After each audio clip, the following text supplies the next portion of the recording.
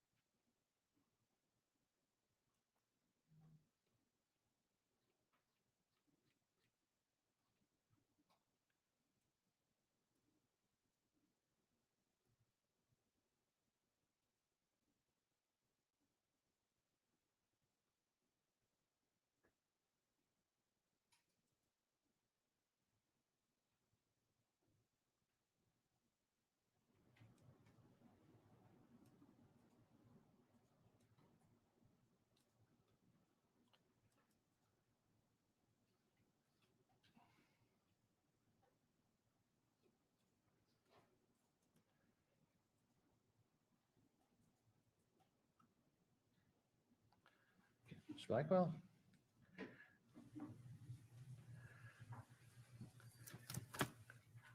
Good morning, Your Honor. Good morning. Counsel. I was told in chambers that there was some newly discovered evidence that the state wished to present in rebuttal regarding carbon monoxide testing. Would you tell me what that was? Yes, Your Honor.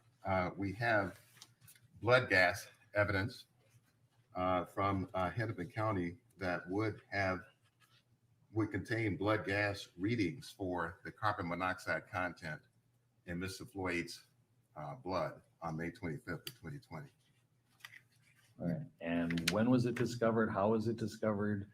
Why Why was it not disclosed earlier? It was discovered yesterday by Dr. Baker. And what had precipitated it, Your Honor, was a piece of new evidence. It was a disclosure that came from the stand during the testimony of Dr. Fowler. And I wanted to show Your Honor exactly what it was. It was in one of the slides that Your Honor can see here if I adjust the camera. And what I'm referring to, Judge, is this very last reading here on the bottom, where from the stand and the slide that Mr. Nelson prepared was the statement and the discussion that in 7 minutes, Mr. Floyd's carboxyhemoglobin could have increased by 10 to 18%. Now, that was a new opinion. The word carboxyhemoglobin does not appear in the 31 pages of Dr. Fowler's report at all, nor a discussion about the carboxyhemoglobin content in his blood. Now, the concept of carbon monoxide was raised in the report, but not blood gas issues related to it. It was sort of discussed in the same context of sort of taking drugs through the rectum and other things that were raised generally, but not a specific reference to the carboxyhemoglobin content in Mr. Floyd's blood. Dr. Baker heard the testimony, had not himself ever requested this, nor had the ER physicians. They explained that when somebody's brought in and blood gases are taken, there's a panel of them that are taken. The ones that get generated in the records would be the ones that the ER physicians actually request. Nobody requested carbon monoxide readings because they didn't see how that was relevant, frankly. And no one had until this testimony yesterday that was specific to the carboxyhemoglobin content of the blood and set it at 10 to 18%. Now, Judge Cahill, what everybody did have access to would be the flip side of the equation. There was information on the arterial blood gas content that showed the oxygen saturation content in Mr. Floyd's blood, and the oxygen saturation was at 98%, which meant necessarily, to the extent there was any carbon monoxide in the blood, it would be at most 2%. This was the takeaway that Dr. Tobin had yesterday from this new disclosure, and we disclosed that to counsel, that there would be something that Dr. Tobin could address based on information that everybody did have available. Dr. Baker simply then addressed the flip side of it. Was there a reading or measurement specifically on the carbon monoxide in light of this testimony from Dr. Fowler from the stand yesterday on the carboxyhemoglobin content and the slide which Mr. Nelson introduced? Well, let me clarify one thing. When was the test actually run? It was run the night of May 25th when George Floyd was brought in. And you did subpoena all the records of Hennepin County Medical We Center. did subpoena all the records. And what they provided to you did not have that in it? That's right, Your Honor. Did Dr. Baker spontaneously call you to tell you that there might be something deep within the computer records that Yes, was Your not Honor. disclosed? Or did you seek him out and ask him for his? We did not seek him out and ask anything. He had heard the testimony and thought that this record might exist because he thought that, well, he was aware that there's a panel of the tests that are run by the machine. And then those that would go to the ER physicians would be the ones that they request to see the values on. So, but we did not contact him. It was the other way around. And we're talking about carboxyhemoglobin readings. Is there also anything as part of that specifically about carbon monoxide concentrations? Yeah, the carboxyhemoglobin reading would show the carbon monoxide concentrations, Your Honor, and the record. Fortunately, mine has my markings on it, but it would return a value for the carbon monoxide content, and then would show whether or not that result is in the normal range or not, and that would be the reading in the readout from the test results. All right, and so it specifically say carbon monoxide. Well, it gives the letter symbols for it.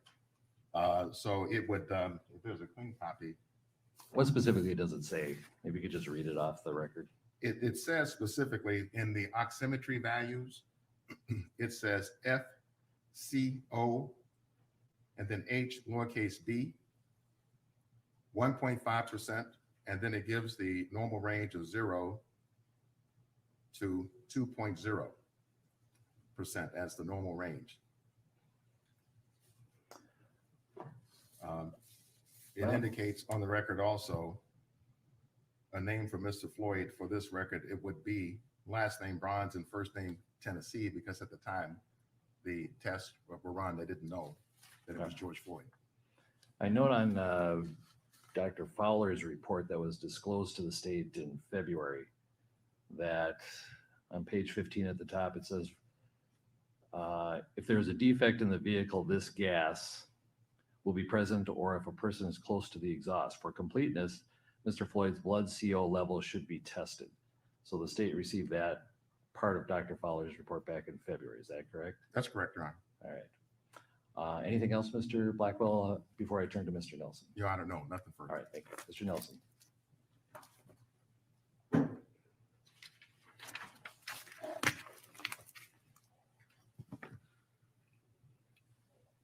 Mr. Nelson. Thank you, Judge. Yes, for the record, in terms of rebuttal, a couple of things I would like to address. First is this new information that was just received. I would, for the record, indicate that I received these test results at 7:53 this morning. As I understand it, Dr. Fowler is on an airplane and having some difficulty reaching him at this particular moment. I have spoken with other people from the forensics panel. They're looking into these things.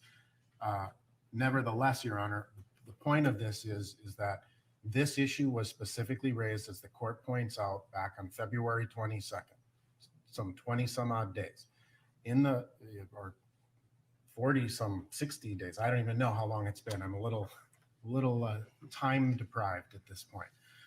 The point being is that the state has had more than sufficient notice. Dr. Fowler is opining that this could have played a role in his report. He says and suggests that for completeness, it should have been tested or should be tested.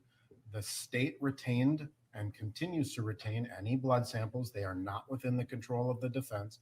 The state has had ample opportunity to rebut any suggestion. As far as the information relevant to that Mr. Blackwell references in terms of the oxygen levels, the 98% oxygen levels, what Dr. Fowler testified to yesterday was how you can't rely on the oxygen levels because it's the carbon monoxide binds to the oxygen and it can give a false reading. You need this hypoxia testing, the hypoxia oxygen testing. So the bottom line is that this is information that has been within the state's control. The state has had ample notice that this could have played a part of Dr. Fowler's testimony. It is incredibly prejudicial to the defense at this point, now after Dr. Fowler has testified and left the state, to bring forth evidence. Again, the jury being the trier of the fact, Dr. Fowler was pretty clear. He was not saying that this was the cause of death. He's simply opining that it wasn't considered by the state. And apparently it was considered to be a ridiculous concept by the state of Minnesota that they didn't think to test it. Since this trial has started, in addition to this new evidence, the state has had multiple conversations with a city employee about the vehicle itself. They've gone and taken pictures of the vehicle. Again, all of this they've had ample opportunity to do, but this is what they're doing in the middle of trial, even though they've known for a long time that this was an issue. I did receive also last evening a summary of Dr. Tobin's anticipated rebuttal points three of the 4 points I do not see as proper rebuttal, but we can address that later. Well, let's address that now, as long as I'll ask the state to respond to something other than your carbon monoxide issue. Yep. So last night I received a one-page memorandum referencing a conference that they had with Dr. Tobin. It's date stamp 50417. They identify 4 areas of potential rebuttal. The first being that Dr. Tobin will testify regarding the significance of the hypoxic changes from a physiology and clinical standpoint, including his conclusion that the anoxic seizure is not indicative of a primary cardiac event based on the timeline of significant events.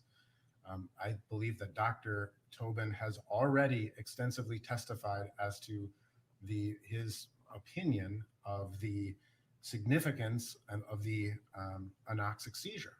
I mean, that formed a large basis of his testimony and how he concluded that.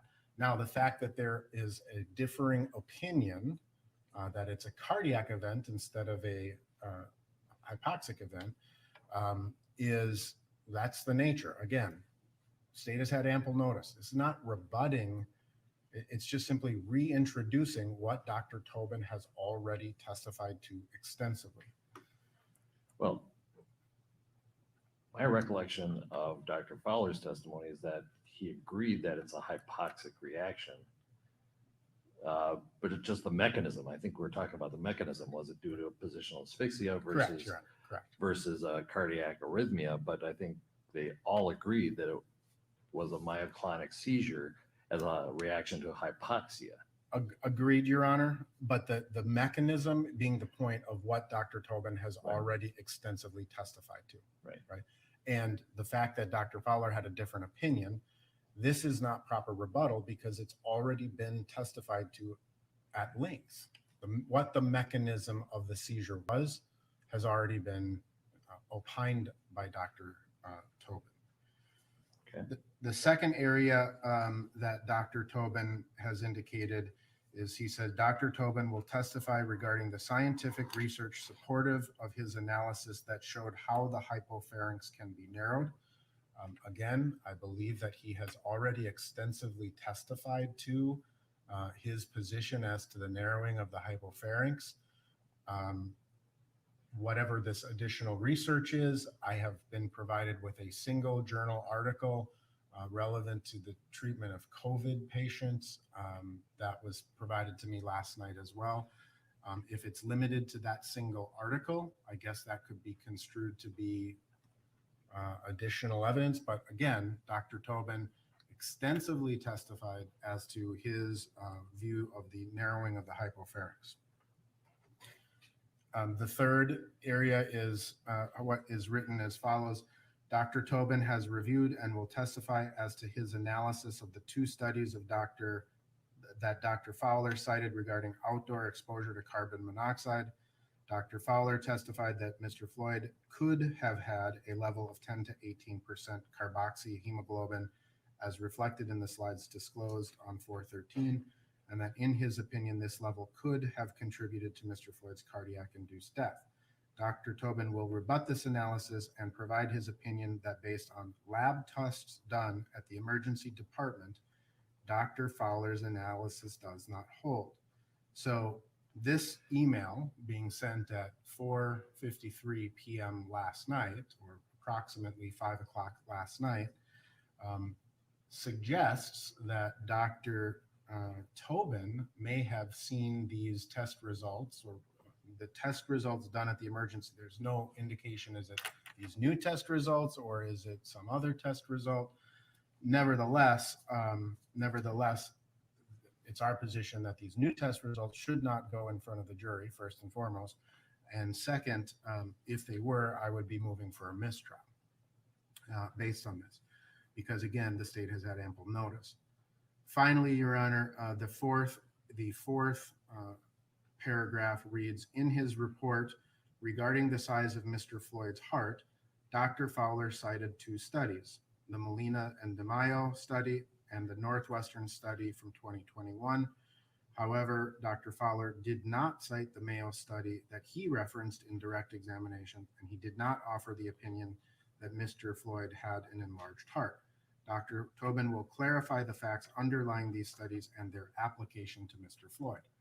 Again, this is the very nature of our system, right? There's an opinion and there's a counter opinion that we both, Dr. Tobin has already cited this study. He has talked about this study. He acknowledged the existence of the other studies. So this is not proper rebuttal because it's already been testified to. They're trying to recreate and get Dr. Tobin in front of the jury again to talk about things he's already talked about.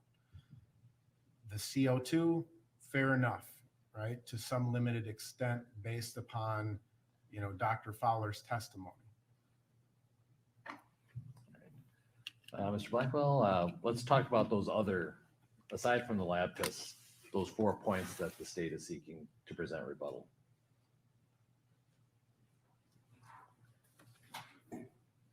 Obviously, Your Honor, we wouldn't be having any of these discussions this morning had there not been new opinions from Dr. Fowler raised from the stand. And one of those new opinions, and one which I think I was objecting to at the time, was his discussion of the Mayo study. This had to do with the whole issue of the enlarged heart, the cardiomegaly. And he had disclosed to us his reliance on Molina and DeMaio, and also the Northwestern study that was in his report. And as Your Honor well knows, the whole point of having reports and disclosures for both sides is so that both sides have notice for what's going to be testified to on the stand. So he testified about the Mayo study anyway. He expressed his opinions about the Mayo study. It was a free kick at the goal because we didn't know that he was going there. And what study again? Could you spell that one? Because I'm mixing up DeMaio and Yeah, the Mayo study is Mayo. It's as though it should be pronounced Mayo. Okay. And what Dr. Tobin would talk about would be that particular study and the fact that in the opinions that Dr. Fowler had presented in his report, he didn't offer the opinion that Mr. Floyd had an enlarged heart. He offered it from the stand. He didn't offer it in his report. And had we known at the time from the disclosures that that's what he was going to testify to, then we would have addressed it during his testimony, during his direct, when he was here before. well, let me ask you. So, what specifically do you want Dr. Tobin to testify to regarding an enlarged heart? He will simply testify that if you then look at the overall studies, including the Mayo study that we've been talking about, that Mr. Floyd's heart weight does not fall within a range that is abnormal. So he'll talk about the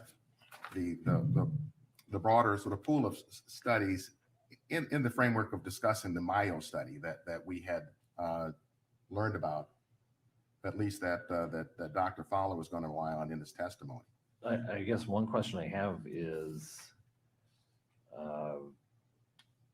he's the pulmonologist. He's not the cardiologist. Are you recalling your cardiologist to talk about the enlarged heart and give an opinion about an enlarged heart? No, Your Honor, just the pulmonologist. Okay. And obviously there's a cardiopulmonary system, and they both kind of operate kind of hand in glove. So we felt, frankly, in the interest and respect in Your Honor's admonition, that we try to be focused substantively and temporally to simply call one person to talk about this and not multiple ones. All right. Okay. What about the other? On the issue of the hypoxia, for the first time from the stand, we heard from Dr. Fowler that an anoxic seizure was evidence of a primary cardiac event. Your Honor is right in what Your Honor had understood, that both sides do understand kind of what happens when you have an hypoxia event and how one passes away. What we had not heard was Dr. Fowler attributing it to a primary cardiac event. That was not in this report, and it was disclosed for the first time from the stand. And as well as relates to the hypopharynx, that was crystal clear from the stand that Dr. Fowler said, having heard Dr. Tobin testify, I went out to canvass the literature and I found nothing there supportive of his theories for somebody who has studied the science of breathing for 46 years. So what Dr. Fowler would testify there is what is the nature of the research in that respect, in direct response to the new statement from Dr. Fowler from the stand.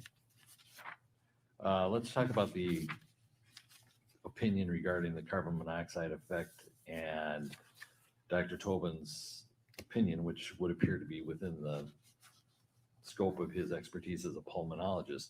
But is it going to be solely talking about the lab tests? It is solely talking about the carbon monoxide content of his blood, Your Honor. And I don't want to try to answer the court's question as clearly as I can. No, go ahead. It isn't just talking about the test results. The test results are subsumed in it. But the bottom line of what he's talking about is what is the evidence as to whether or not the carboxyhemoglobin content, the carbon monoxide content of his blood could have been in the range of up to 15%. And he's saying that based upon the medical evidence available, that was available to everybody, looking purely at the oxygen. What was available to everybody? The oxygen saturation content of his blood. Okay. And contrary to counsel's comment on the science, the way that the oxygen saturation works, we have hemoglobin. So either the oxygen is going to combine with the hemoglobin or carbon monoxide will. And if carbon monoxide has bound to it, then you can't have an oxygen saturation of 98%. No, I understood the testimony. So that is what he would speak to. The test results are merely corroborative of that because the test results show a specific testing for carbon monoxide itself, and it isn't simply derived from looking at the oxygen saturation content, which is at 98%, and therefore the most carbon monoxide could have been is 2%. So it is addressing the same issue from the two different perspectives: oxygen saturation versus actual testing in the test results of the carbon monoxide itself. Well, I agree with you that if the tests had been disclosed earlier before Dr. Fowler testified, there'd be no problem with putting that in as rebuttal. Probably there would have been no need because Dr. Fowler would have been advised of the results and testified accordingly. So there would have been no need for rebuttal. So, but other than that, so are those the four topics though? Did council set those out pretty Yeah. clearly? Yes, Your Honor. All right, thank you. All right. First of all, in dealing with these lab test results, I find that Dr. Fowler's report gave sufficient notice to the state that the carbon monoxide that potentially was in George Floyd's blood could have affected cause of death. I read page 15 of his report, which I don't have at my fingertips at this point, that basically they said it, Dr. Fowler came right out and said it should be tested. That gave the state notice with sufficient time in February to either test the samples that are still there or to dig a little deeper. It's just by serendipity that Dr. Baker calls the state and says, oh, by the way, it does exist. It should be in there. It seems to me very odd. I'm not claiming any bad faith on the state's part, but it seems odd that Hennepin County Medical Center, when they're asked to turn over all their records, that they don't include records that maybe are just buried a little deeper. I think their response to the subpoena was probably insufficient in and of itself. And they should check their standard operating procedures so that in the event this happens again, that they will supply all the information they have. But in any case, the defense gave notice that this was going to be an issue and specifically talked about testing the sample.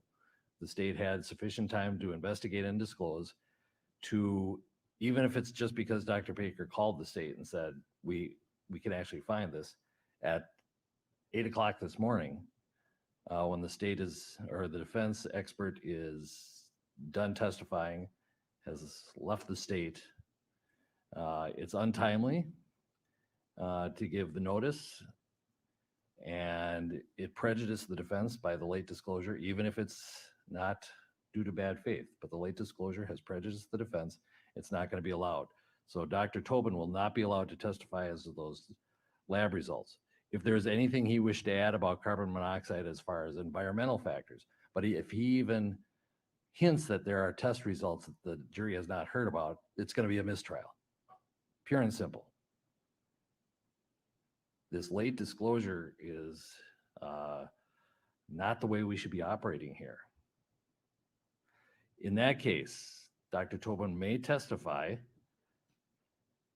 as to carbon monoxide if he sticks to the environmental factors. And as a pulmonologist, looking at the videos, for example, and seeing Mr. Floyd's location and not knowing whether the vehicle is even on or not, which the state brought out in cross-examination.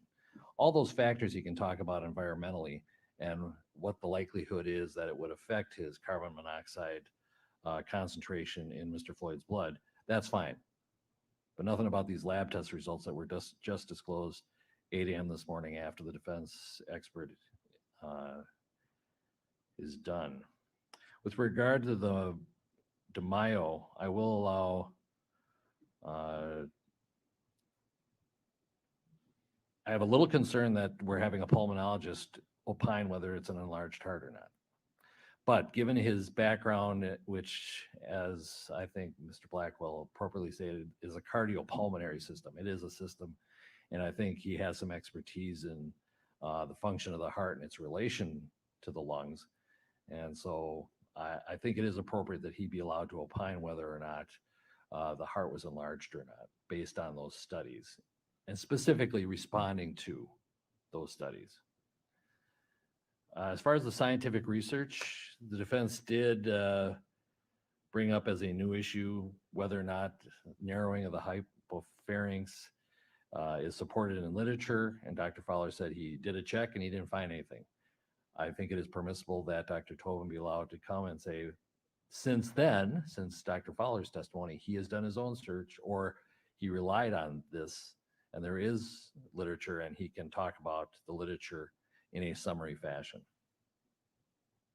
With regard to the hypoxic seizure, it was pretty clear from Dr. Tobin's testimony that he had an opinion that there were movements of George Floyd's legs, that those were myoclonic or anoxic seizures due to the lack of oxygen. Dr. Fowler did not really dispute that. He also indicated that it was a lack of oxygen to the brain that causes such seizures. The only difference between the two was the mechanism. Did the lack of oxygen, was that caused by positional asphyxia versus cardiac arrhythmia? And as I recall, Dr. Tobin excluded cardiac arrhythmia or a cardiac event as the cause of the lack of oxygen. Since he has excluded a cardiac event as the cause of the lack of oxygen, that evidence is already in the record. I don't have to remind both sides that the purpose of rebuttal evidence is not to restate what has already been testified to. It's to bring up new evidence to rebut something that came up in the other side's case. Accordingly, as to the hypoxic seizure, that's not going to be allowed. The scientific research supporting hypopharynx narrowing will be allowed. The lab tests are not allowed to be discussed, but Dr. Chauvin can talk about carbon monoxide and the likelihood of a high carbon monoxide reading based on environmental factors if he wishes, because that was gone into a great extent. And finally, the reports, and he may opine whether, in his opinion, George Floyd's heart was enlarged or not. Do we have pretty much the ground rules set?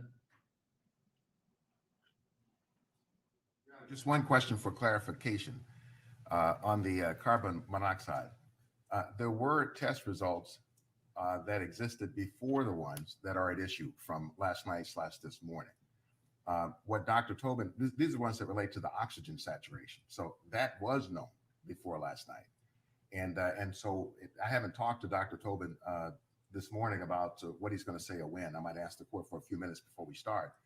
But what he was able to come to last night without saying anything at all related to these test results at issue was we had the results already, both sides do, on the oxygen saturation in his blood from May 25th, 2020.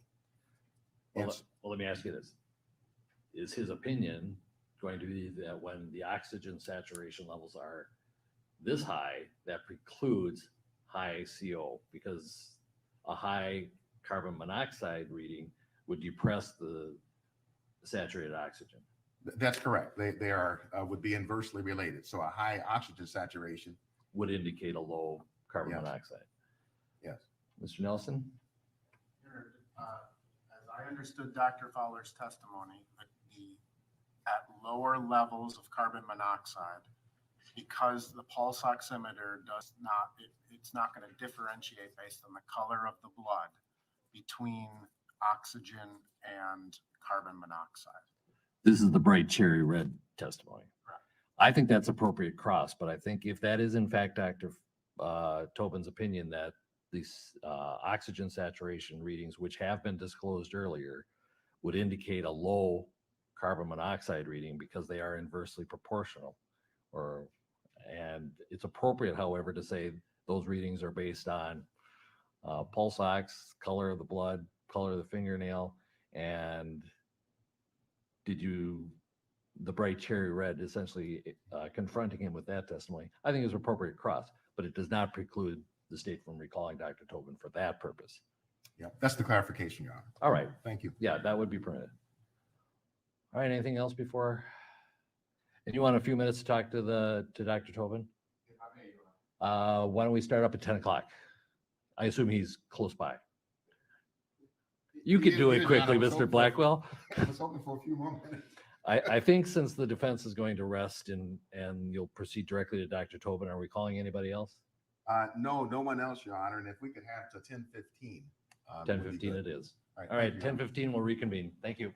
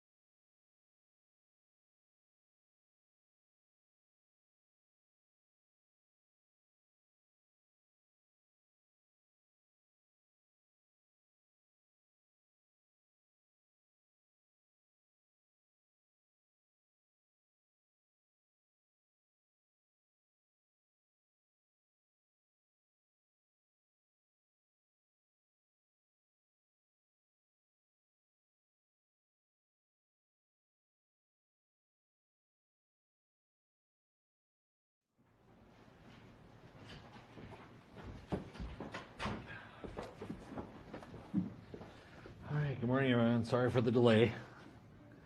Mr. Nelson, Your Honor, at this time, the defense rests. thank you. Mr. Blackwell, does the state have rebuttal? Yes, Your Honor. You may proceed.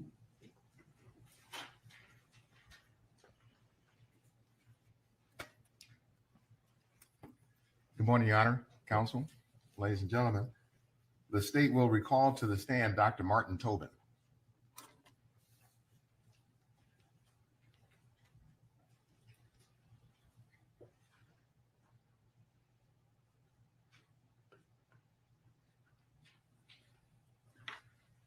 In just one moment, Your Honor. Not a problem.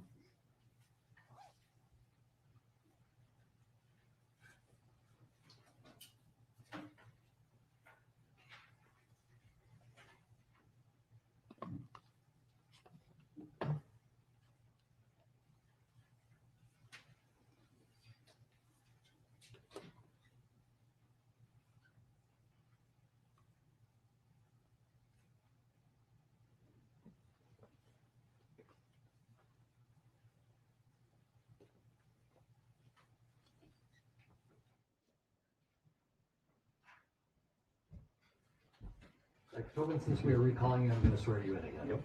Raise your right hand. Do you swear or affirm under penalty of perjury that the testimony you're about to give will be the truth and nothing but the truth? I do. Let's see it again.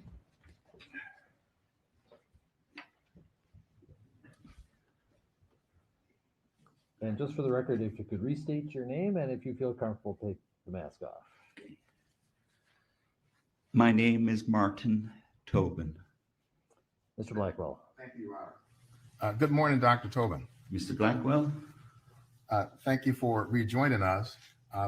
Got just a few follow-up questions Yeah. to ask you in rebuttal.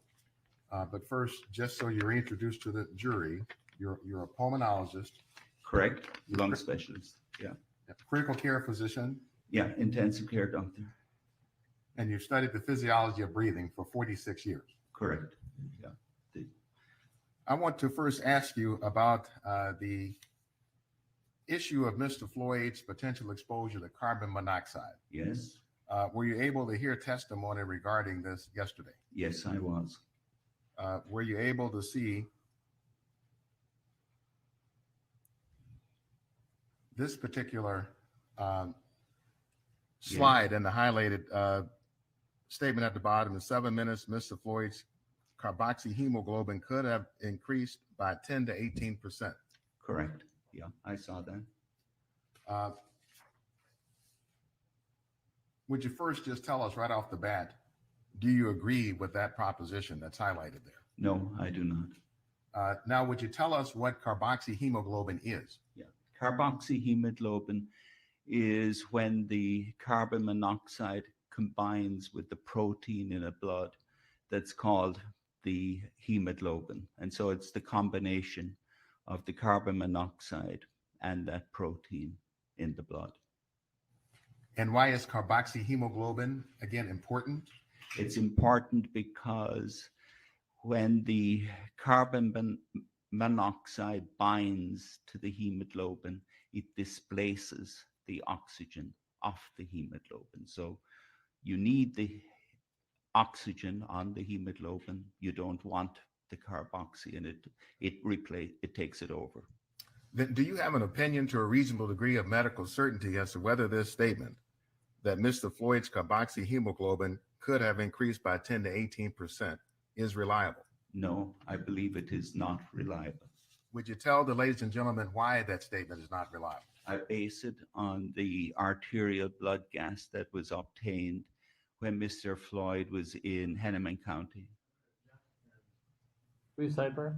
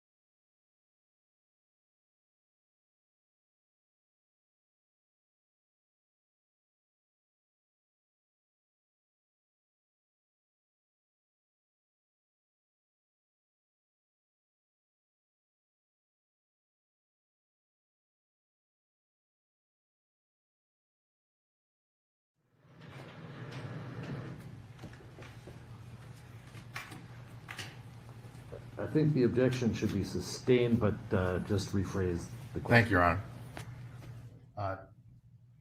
Dr. Tobin, as you prepare to tell us why these results, in your opinion, are not reliable, could you please help the jury to understand something about oxygen saturation testing in the blood? Right. So if you have, like was done in Mr. Floyd, when he went to Hennepin County, he had an arterial blood gas obtained. So that's sticking a needle into the artery at the wrist, and you take out the blood.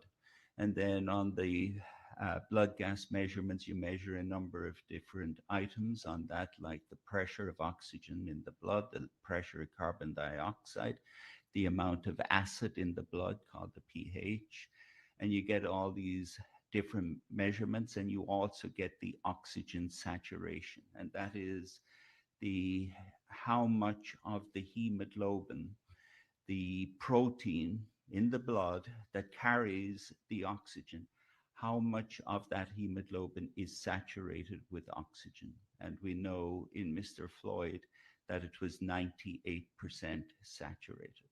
So 98% saturated with oxygen. With oxygen when they measured it in Hennepin County. And So- that was 9/16, the time frame. So if we know that there's an oxygen saturation of 98%, does that tell us anything whatsoever? Yes, About what? I'm sorry, I interrupt. I apologize. Does that tell us anything whatsoever about what the carbon monoxide content could have been at a maximum? Yes, it does. It tells us that if the hemoglobin is saturated at 98%, it tells you all there was for everything else is 2%. And so the maximum amount of carbon monoxide would be 2%. It tells you the maximum amount of carboxyhemoglobin. That was what was mentioned yesterday. The maximum amount is 2%. It doesn't even tell you that it is 2%. It could be something else. But 2% of carboxyhemoglobin is within the normal range. You and I have levels of carboxyhemoglobin of somewhere between 0 and 3.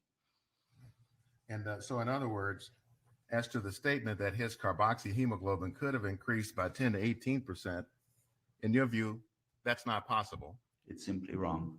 And it was at most 2%. At most 2%. Normal. Which is normal. New subject to discuss with you. You might recall, if you were listening to the testimony, my discussing with Dr. Fowler the hypopharynx. Yes, I remember. And you might recall I spent some time asking him about what research he had done on the potential for pressure on the back to narrow the hypopharynx. Yeah, I recall that. Do you recall him saying he had canvassed the literature and he could not find anything? I'm sorry. Do you recall him saying he had reviewed the research and that he could not find anything? Yes, I recall him saying that. Are you able to enlighten or give any information to the jury on the nature of the research on the hypopharynx and how it narrows with compression in the prone position? Yeah. So, the research on this, which is extensive, is really in the scientific literature. It's in the physiological literature. And then that is applied over to clinical medicine. So the type of studies that are done are not really done in terms of ordinary clinical research. It's much more physiological, much more scientific of how the body works. And there's about probably at least a dozen, maybe 20 studies that show the relationship between how that if you lower the size of the lungs, you must get a decrease in the size of the hypopharynx. All of the studies show that. And then are there studies then that look at whether the pressure on the neck narrows the hypopharynx? No, because when we do research, we try and do research on studies that might be puzzling, that you would be kind of expecting a bit of a surprise. If you think about sticking your fingers into your neck, you know you're going to narrow the hypopharynx. That's not kind of research that somebody is going to want to do. It's so common sense that you would know that that's going to happen. I mean, you can do it on yourself if you want. And as soon as you put pressure here, you can immediately sense that your upper airway is narrowing. Dr. Tobin, that is all we wanted to clarify with you this morning.